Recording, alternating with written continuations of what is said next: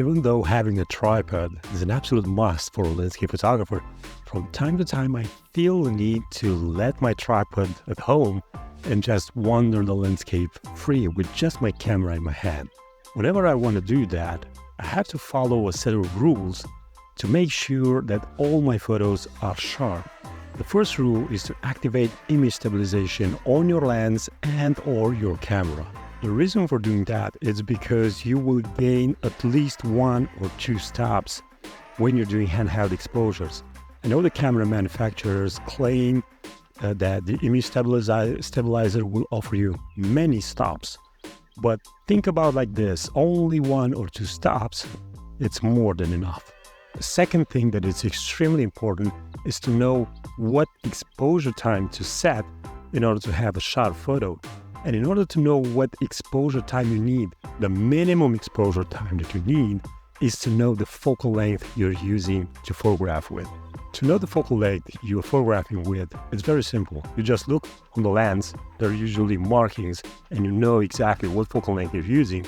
And after that, you multiply that with the multiplication factor that is related to your sensor. And when you're photographing on a full frame body, you don't need to do any multiplication. But when you're photographing with a crop body, you have to know the multiplication factor of your sensor. It's either 1.5, 1.6. Once you know the true focal length that you're using, that dictates the minimum exposure time you can afford in order to have sharp and clear images. Your exposure time should be at minimum 1 over the focal length, and at best 1 over twice the focal length. Now let me give you an example just to show you what I would mean by that. Let's say you photograph with a focal length of 100 millimeter and you are on a full frame body. Now the multiplication factor is just 1, so the true focal length is also 100 millimeters.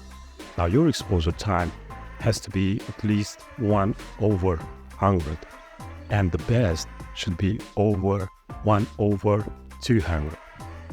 Now, let's say you have 100 millimeter on a crop sensor with 1.5 multiplication factor. Then the true focal length is 160 millimeter.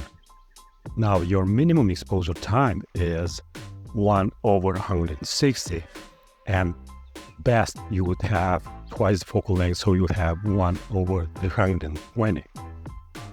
Now, this doesn't mean that this will be your exposure for that scene. It means that this is the minimum exposure and you can't go below that because you risk of having shaky images.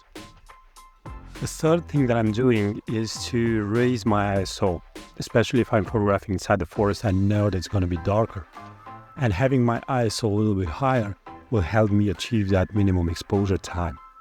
And you should not be afraid of having a higher ISO, especially during the day, and especially if the image that results is correctly exposed.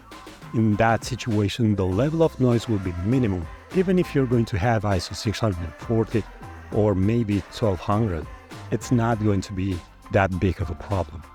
The last thing that I'm doing is to kind of transform myself in a human tripod by having a certain position when I'm photographing. And when I'm ready to press the shutter, then the camera comes to my eye and it's connected to my eyebrow, and then my elbows are connected to my body, and I have a 3-point stabilization if you want, and then I hold my breath, press the shutter, and that's it. If you want to learn more about landscape photography, I have an ebook for you, and I also have a workshop in Tuscany next year, and the details are on my website and the link is in the description of this video. Until next time, keep on photographing because it's the only way to get better. Bye bye.